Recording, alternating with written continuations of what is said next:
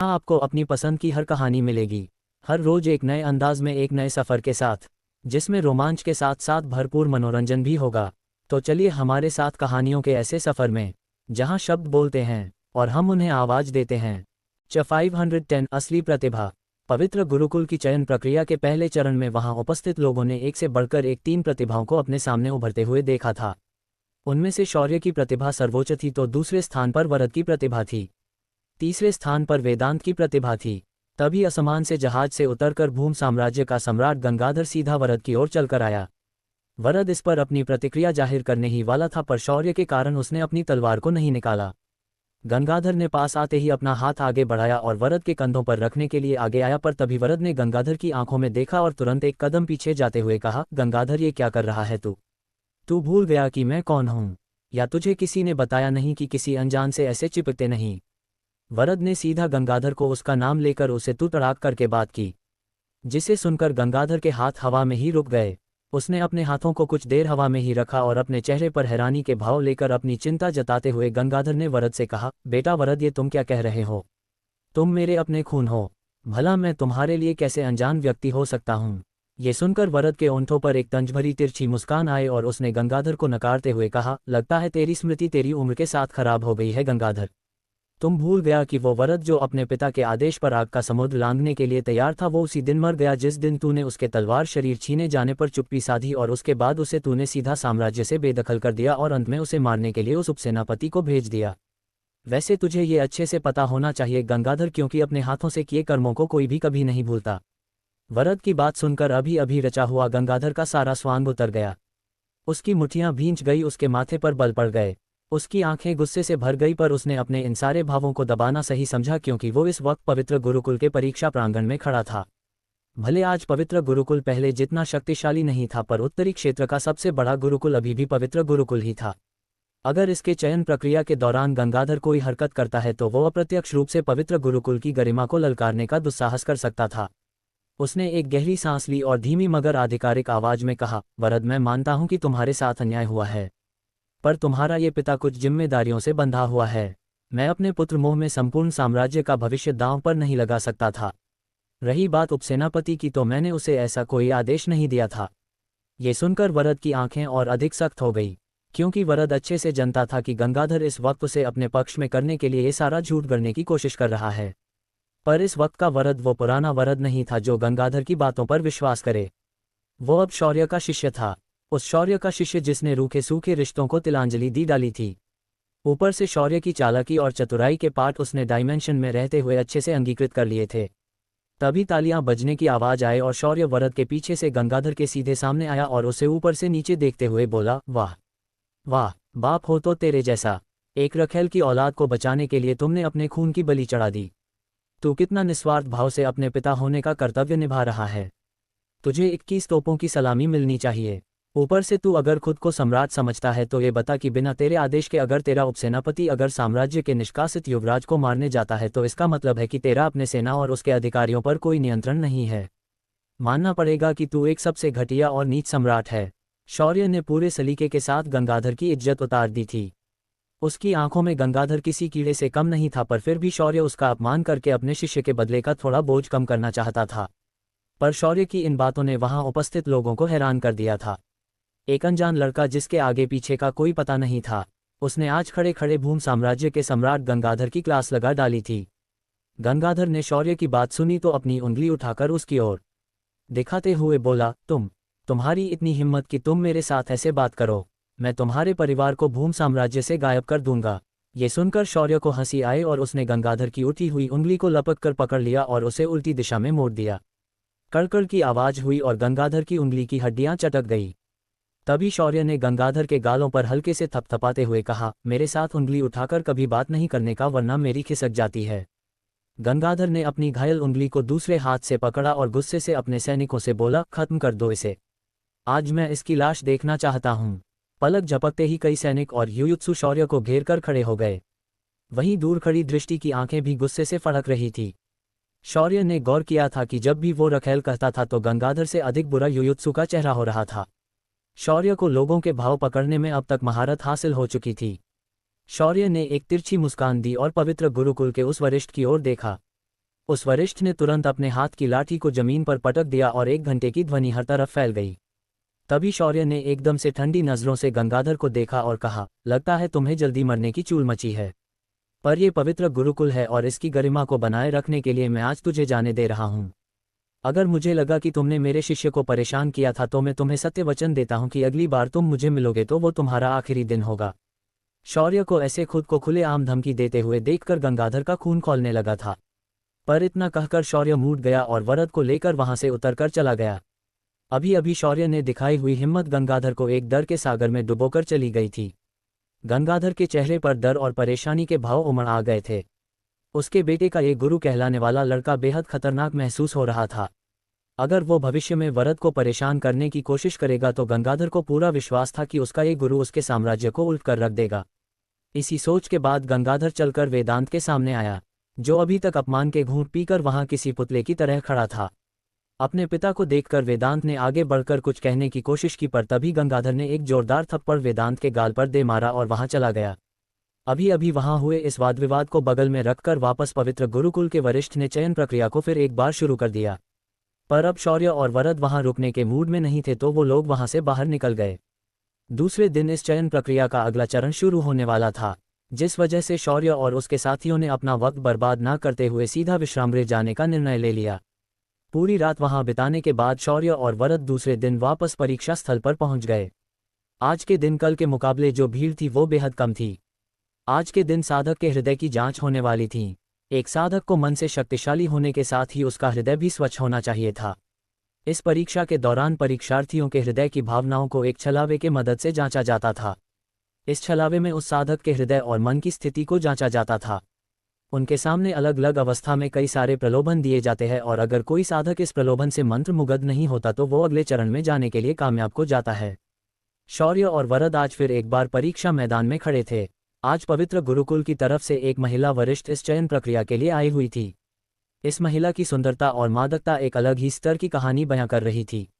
उसकी लंबी लंबी तितलियों के पंखों की तरह दिखने वाली आंखों की पंखुड़ियां और उनके नीचे छुपे हुए उसकी 2 नशीली आंखें किसी को भी सम्मोहित करने के लिए काफी थी। ऊपर से उसने जो कपड़े पहने थे वो काफी भड़काऊ लग रहे थे। उसकी सुंदर टांगें उसके कपड़ों से बाहर आ रही थी, जो किसी रेशम की तरह कोमल लग रही थी। ऊपर से उसका चेहरा एकदम आकर्षक और दूध की तरह गोरा था। उसके लाल होंठ बिना किसी लिपस्टिक के भी तजिले और रसदार थे। इन सब का मेल मिलाप उसके शरीर में किसी अगम्य संगम की तरह था। जब शौर्य ने उसे देखा तो कुछ पलों के लिए उसे अपनी तीसरी पत्नी की याद आई, पर उसने अपने सिर को झटक दिया और इस महिला के लिए उमड़ रहे बिखरे ख्यालों को उसने दिमाग से निकाल दिया। जब सभी पात्र छात्र वहां पहुंच गए तो उस महिला ने बिना अपना परिचय दिए बोलना शुरू कर दिया, आज आपके हृदय की जांच होगी। इसमें आपकी भावनाओं पर कितना नियंत्रण है इसे परखा जाएगा। आपके सामने अलग अलग बुरी, अच्छी, खतरनाक, डरावनी ऐसी कई घटनाएं दर्शाई जाएगी और आपको इस मोह और माया के जाल से खुद को बचाना है और बाहर निकलना है। ऐसा कहते हुए उसने गुलाबी पत्थर हाथ में प्रकट किया और सामने रखी मेज पर रख दिया। ये पत्थर दिखने में चौकोर आकार का था, किसी फर्श की तरह। पत्थर मेज पर रखने के बाद उस औरत ने आगे कहा, इस पत्थर पर हाथ रखते ही आप सम्मोहित हो जाएंगे और आपको यहाँ खड़े 2 लोग बगल के कमरे में लिटा देंगे। जो भी छात्र कम से कम समय में इस सम्मोहन से बाहर आएगा उसे हम अगले चरण के लिए चुनेंगे।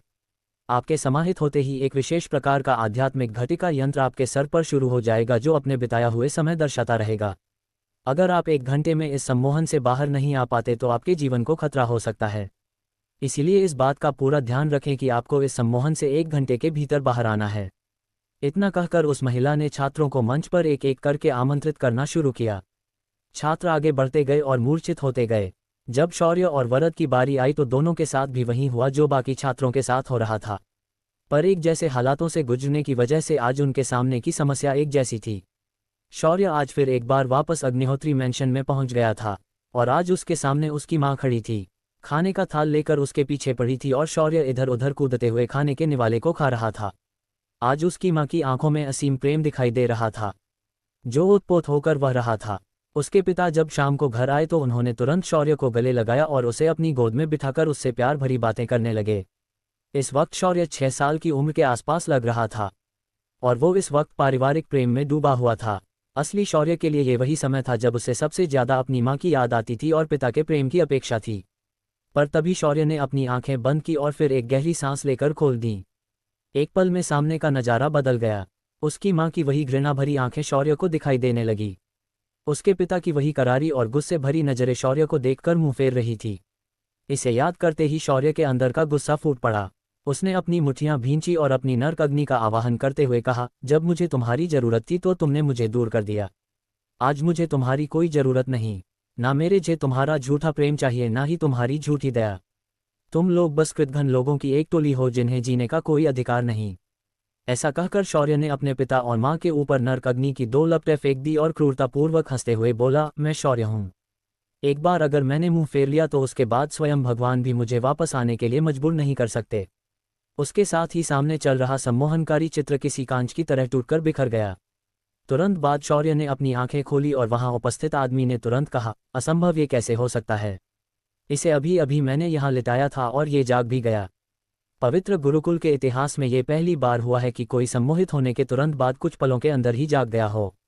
जब बाहर परीक्षण कर रही उस महिला ने ये सुना तो उसकी भौहें भी सिकुड़ गई। वो तुरंत उस बड़े कमरे के अंदर दाखिल हुई और शौर्य के पास पहुंच गई। उसने आते ही शौर्य को ध्यान के देखा और उसके गालों पर हल्की लालिमा छा गई। ऐसा पहली बार हुआ था कि लोगों को मोहित करने वाली ये महिला शौर्य की प्रतिभा और उसके रूप को देखकर मोहित होकर शर्मा रही थी। तभी शौर्य की एकदम बेपरवाह आवाज आई, काफी दिनों के बाद अच्छा लग रहा है। आज तक जो मैंने सच में ऐसा करने की नहीं सोची थी, पर आज करके अच्छा लगा। ऐसा कहकर शौर्य ने उठते हुए अपने कपड़ों को झटका और इधर उधर देखने लगा। उसकी नजरें अचानक उसे घूर रही उस महिला से मिली और कुछ समय तक वक्त थम सा गया। तभी सिस्टम ने शौर्य के दिमाग में चिल्लाते हुए कहा, होस्ट भूलो मत कि अब तुम एक विवाहित पुरुष हो। ऊपर से तुम्हारे पास सबसे खूबसूरत 7 पत्नियां हैं। अगर तुम्हारे इस हरकत की उन 7 को जरा भी भनक लग गई तो तुम्हारा सारा दाना पानी बंद हो जाएगा। ये सुनकर शौर्य ने तुरंत नजरें फेर ली और मन में बोल पड़ा, यार सिस्टम, कभी तो मुझे कुछ देर अपने लिए जीने दिया करो। ऐसा कैसे तुम बना बनाया मूड खराब कर देती हो? इसे देखकर आज मुझे शाश्वती की बहुत याद आ रही है। वो भी तो इसकी तरह ही सुंदर और मादक है। ये सुनकर सिस्टम ने आगे कुछ नहीं कहा। तभी शौर्य ने उसकी बगल से असीमित तलवार ऊर्जा को समर के शरीर से निकलते हुए देखा। इस वक्त समर का पूरा शरीर हत्या के अटूट इरादे से भर चुका था। शौर्य ने जब ये देखा तो उसकी आंखें फैल गई। क्या था वरद के सम्मोहन में ऐसा जो वरद की ऐसी अवस्था हो गई थी? क्या शौर्य उसे मदद कर पाएगा? क्या गंगाधर अपने अपमान का घूंट पीकर चुपचाप बैठेगा? सम्मोहित वरद। दूसरे चरण में शौर्य ने अपने सम्मोहन को तोड़कर दूसरे चरण को उत्तीर्ण कर लिया। साथ ही उस मादक महिला को शौर्य ने हैरान कर दिया था। पर जब शौर्य की नजरें वरद पर पड़ी, उसकी आंखें छोटी हो गई। वरद का पूरा शरीर तलवार देवता की दमनकारी तलवार धार से दमक रहा था। उसके माथे पर पसीना आया हुआ था। शौर्य ने जब ये महसूस किया तो उसकी आंखें हल्की सी छोटी हो गई।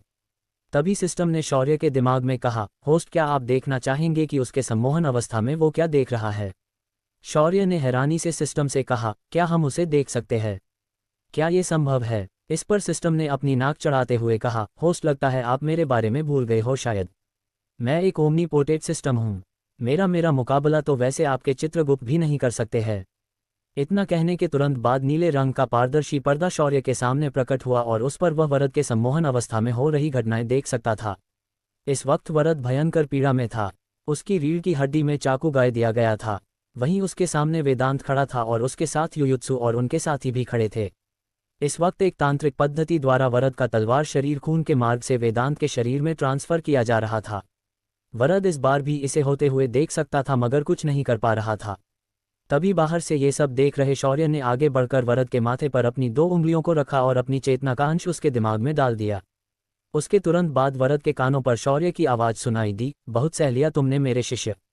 अब और नहीं। जितना तुम इनका पुत्र होने का निस्वार्थ कर्तव्य निभाओगे उतना ही ये तुम्हें प्रताड़ित करेंगे। अब जवाब देना सीखो। अपने तलवार देवता के शरीर को जगाओ और खत्म करो इन्हें। ये सिर्फ छलावा है। इन्हें भी अगर तुम खुद को प्रताड़ित करने दोगे तो खुद को इस भैरव का शिष्य कहलाना बंद कर दो। जैसे ही शौर्य की आवाज वरद के कानों पर पड़ी वो झट से जाग गया। उसने अपनी आंखें बंद की और पुनः खोली। इस बार उसके शरीर में तलवार धार तेजी से बहने लगी और एक भयानक गर्जना के साथ भाग्योदय तलवार उसके हाथ में आ गई। अगले ही पल उसने अपने पास खड़े वेदांत का सिर धड़ से अलग कर दिया। उसके बाद युयुत्सु और उसके साथियों को वरद ने मौत के घाट उतार दिया। ये सब होने के तुरंत बाद वेदांत के आसपास का सारा नजारा टूटकर बिखर गया पर वेदांत जाग नहीं पाया। ये देखकर शौर्य हैरान होने लगा। तभी स्क्रीन पर अगला दृश्य चलने लगा। इस दृश्य में गंगाधर सिंहासन पर बैठा था और वरद को बेड़ियों में बांधकर उसके सामने खड़ा किया गया था। वरद जो अब सब कुछ समझ चुका था, उसने गंगाधर को घृणा भरी नजरों से देखा और जैसे ही गंगाधर कुछ कहने वाला था उसी वक्त पलक झपकते ही वरद एक बड़े कदम के साथ गंगाधर के सामने पहुंचा और चिल्लाते हुए बोला, मेरे जीवन का निर्णय लेने का तुझे कोई हक नहीं है। तू एक नालायक बाप है जिसे अपने खून से अधिक रखेल के खून की पड़ी है। ऐसा कहकर वरद ने खड़े खड़े एक जोरदार लात गंगाधर के सीने पर मारी।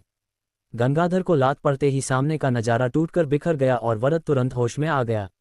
शौर्य ने एक चैन की सांस ली। अब तक और कुछ छात्र होश में आ चुके थे और अच्छा खासा समय बीत चुका था, पर फिर भी वरद ने पहले 10 लोगों में अपना स्थान निश्चित कर लिया था। तभी उस कमरे में एक अजीब सी हंसी गूंज गई। जब सभी की नजरें उस ओर गई तो सभी ने साफ साफ देखा कि यह युवराज वेदांत था जो हंसे जा रहा था। ये नज़ारा देखकर वरद और शौर्य को बहुत क्रोधित महसूस हुआ। शौर्य ने धीरे से इसकी हंसी को रोने में बदलने का निर्णय लिया और अपनी चेतना का अंश बिना उसे स्पर्श किए उसकी ओर जमीन के माध्यम से भेज दिया। वेदांत अपने सपने में कुछ सिपाही, युयुत्सु और दृष्टि के साथ एक कमरे के अंदर खड़ा था।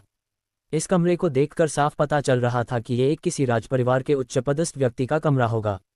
वहीं बिस्तर पर एक औरत अपने सीने पर हाथ रखकर वेदांत और दृष्टि की ओर लाल आंखों से देख रही थी। तभी दृष्टि ने अपनी लटों में उंगली घुमाते हुए उस औरत से कहा, सम्राज्ञी शिरीषा, कैसा महसूस हो रहा है आपको?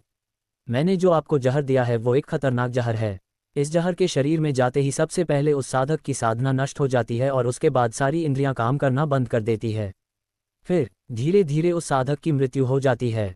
पर चिंता ना करो, जांच में ये जहर किसी को भी नहीं मिलेगा क्योंकि ये आपके खून के गुणों के साथ घुल जाता है। ऐसा कहकर दृष्टि हंसने लगी। वहीं खड़े वेदांत और युयुत्सु भी जोर जोर से हंसने लगे। शिरीषा ने कुछ कहने के लिए अपने मुंह को हिलाया पर वो कुछ नहीं कह पाई, पर उसकी आंखें इन लोगों को जिंदा निगलना चाहती थी। अंत में शिरीषा ने अपनी आखिरी सांस ली और वो वही बेहोश होकर गिर गई। तभी वेदांत युयुत्सु की तरफ देखकर बोला, पिताश्री, अब बस वो कचरा वरद बचा है। उस बेवकूफ़ गंगाधर के कुछ समझने से पहले हमें उससे निपटना होगा। जब चेतना अवस्था में पहुंचे शौर्य ने ये देखा तो उसके ओंठों पर एक टेढ़ी मुस्कान आ गई और उसके सामने इस वेदांत के सारे राज एक एक करके खुल गए। शौर्य ने मन ही मन में कहा, तो भाड़े की औलाद युयुत्सु और दृष्टि की पैदाइश है। चलो अब इन्हें भी मौत का तांडव दिखाता हूँ। इतना कहकर शौर्य ने अपनी चेतना को उनके सामने उग्र रूप लेकर प्रकट किया। ये रूप एकदम किसी भूत की तरह लग रहा था। ये भैरव का उग्र रूप था जिसका पूरा शरीर भभूत से ढका हुआ था। हाथों में बड़ी सी तलवार और माथे पर त्रिपुंड लिए शौर्य इस छलावे में अचानक उनके सामने जाकर उन्हें डरा दिया। शौर्य को अपने सामने देखकर पहले तो वो सिर्फ हल्का डर गए, पर अगले ही पल वेदांत के सामने शौर्य ने दृष्टि के सिर को अलग कर दिया और पलक झपकते ही अपने एक हाथ से शौर्य ने युयुत्सु के गले को दबोच लिया। अपने सामने अपनी माँ और असली पिता को ऐसी अवस्था में देखकर वेदांत का सारा घमंड और सारी खुशी पानी पानी हो गई। शौर्य ने अपने दूसरे हाथ की तलवार युयुत्सु के सामने जमीन में गाड़ दिया और फिर युयुत्सु को हवा में घुमाकर उसकी दोनों टांगों को बीच से तलवार के सामने पकड़कर उसे बैंगन की तरह बीच से ही चिर दिया। ये नज़ारा इतना डरावना था कि इसे देखकर वेदांत की पैंट गीली हो गई। उसके तुरंत बाद वेदांत बेहोश हो गया। बाहर वेदांत एकदम से उठकर बैठ गया और डर के मारे चिल्लाने लगा, बचाओ बचाओ, उसने उन्हें मार दिया। ऐसा कहकर उसके बड़े कमरे में वेदांत भागने लगा। वेदांत को ऐसा करते देखकर उस महिला ने वेदांत को सीधा एक जोरदार थप्पड़ लगा दिया और उसे होश में लाया। वेदांत थर थर कांपते हुए इधर उधर देखने लगा। उसकी नज़रें जब वरद पर पड़ी तो उसका गुस्सा और अधिक बढ़ गया, पर इस वक्त वो कुछ भी नहीं कर सकता था। वेदांत शांति से बाद में बगल में जाकर बैठ गया। वेदांत वैसे पहले 10 में तो नहीं आया था, पर अगले 20 में आने से अगले चरण के लिए उत्तीर्ण हो चुका था। धीरे धीरे समय बीतता गया और बाकी के छात्र भी होश में आते गए। इधर शेरा जो बाहर खड़े इनका इंतजार कर रहा था वो काफ़ी बोर महसूस कर रहा था, जिस वजह से वो परीक्षा स्थली से थोड़ा बाहर की ओर घूमने चला गया। जब शेरा उस स्थान से काफ़ी दूर आया तो उसके पीछे से उसे आवाज़ सुनाई दी, अब कब तक कुत्ते बनकर रहने का इरादा है श्वान महाराज? अब तो ये हट छोड़ दो और वापस चलो, हमारे साथ आओ, हम हमारा अपना एक अलग अस्तित्व निर्माण करेंगे। इस आवाज़ को सुनकर शेरा के कदम अचानक ठहर गए और उसने बिना पीछे देखे कहा, तुम जैसे दरिंदों के साथ मेरा कोई संबंध नहीं है, और हाँ, अब मुझे वापस बुलाने के लिए अगर तुम में से कोई आया तो वो कभी भी वापस नहीं जा पाएगा। इतना कहने के बाद अचानक शेरा के शरीर से भयानक आभा निकली। ये आभा इतनी दमनकारी थी कि अभी अभी बात किए उस आदमी की आत्मा तक डर से कांपने लगी थी। उसे ऐसा लग रहा था कि अगले ही पल उसकी आत्मा उसके शरीर से निकल जाएगी। उस आदमी ने दांत भींचे और आगे कहा, देखो तुम ये गलत कर रहे हो, अपने ही लोगों के साथ तुम ऐसा व्यवहार नहीं कर सकते। इस पर शेरा ने कोई जवाब नहीं दिया और अपने मुंह से एक हल्की भौंकने की आवाज़ निकाली। अगले ही पल वो आदमी उस जगह से गायब हो गया।